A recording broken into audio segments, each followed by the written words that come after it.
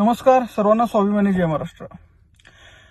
जवळजवळ 1.5 महिन्याच्या नंतर आज परत सोशल मीडियाच्या माध्यमातून तुमच्या समोर येतोय. 14 ऑक्टोबरला माझ्यावर कारवाई झाली होती.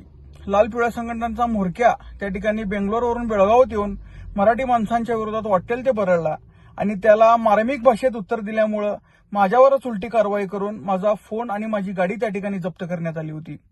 न्यायालयात महिनाभर प्रयत्न करून गाडी आणि फोन देण्याचे आदेश न्यायालयानं दिले.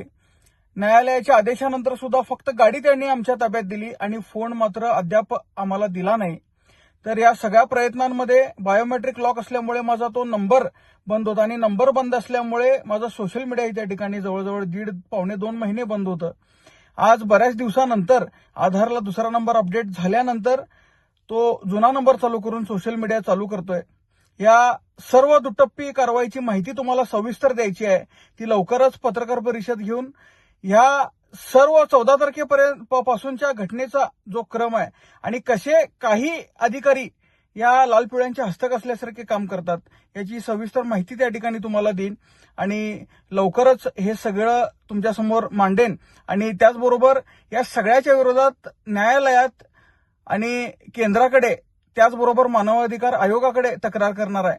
या सगळ्या प्रकारात या संघर्षामध्ये तुम्ही सोबत राहिलात त्याबद्दल खऱ्या अर्थानं तुमचे आभार मानावे तेवढे कमी आहेत. तुम्ही दिलेल्या ताकदीमुळं, तुम्ही दिलेल्या पाठबळामुळं त्या ठिकाणी या अख्ख्या राज्य सरकारला अंगावर घेण्याचं बळ त्या ठिकाणी मला मिळतंय.